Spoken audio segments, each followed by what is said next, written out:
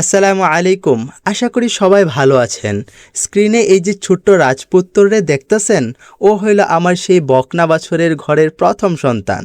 ছোট্ট থেকে এই বকনাডারে অনেক শখ করে পালছি, আর আজ মাশাআল্লাহ সে আমার এই সুন্দর ষাঁড় বাছরটা উপহার দিয়েছে। সকাল থেকে ব্যস্ততার কারণে আমি সময় দিতে পারি নাই, ঘাসও কাটতে পারি নাই। আলহামদুলিল্লাহ, বাচ্চা দেওয়ার পরে আর দুধ টানানো হয় নাই। গতকালকেই দুধ বানানো হয়েছে। আলহামদুলিল্লাহ, যা আশা করেছিলাম তাই পেয়েছি।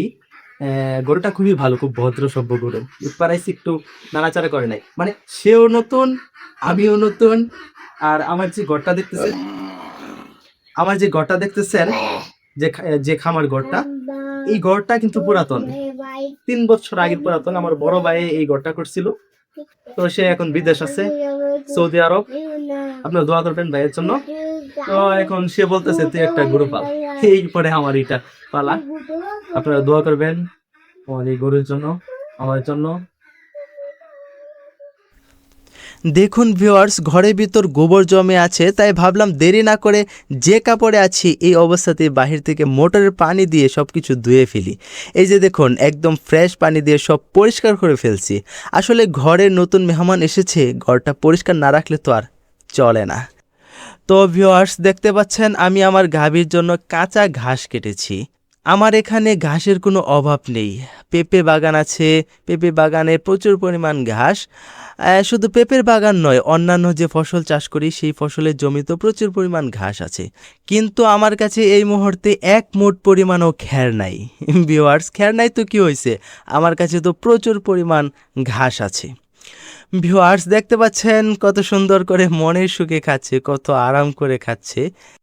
অবশেষে 2 দিন খোঁজাখুঁজির পরে আমিও খ্যার পেয়ে গেলাম, মাত্র 2 বোঝা খ্যার।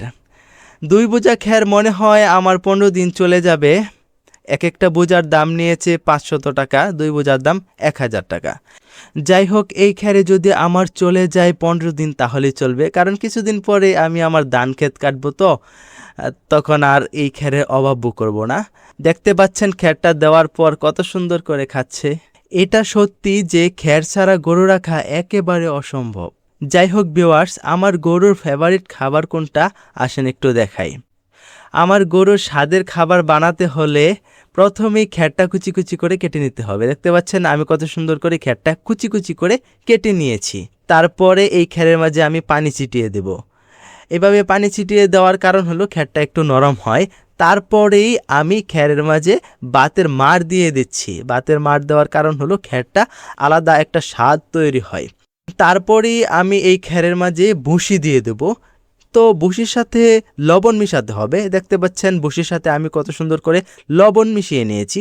সেই লবণ আর ভুসি একসাথে করে খ্যারের মাঝে সুন্দর করে ছিটিয়ে দিয়ে সেই খ্যারটাকেও সুন্দর করে মিক্স করে নিচ্ছি। মিক্স করে নেওয়ার পরে এখন আমার পালা হলো আমার গাভীটাকে সেই খ্যারের মাঝে এনে বেঁধে দেওয়া। দেখতেছেন সে কত সুন্দর করে খাইতেছে। আমার কাছে মনে হইতেছে সে হালুয়া রুটি খাইতেছে। তো ভিউয়ার্স, এই ছিল আমার গল্প।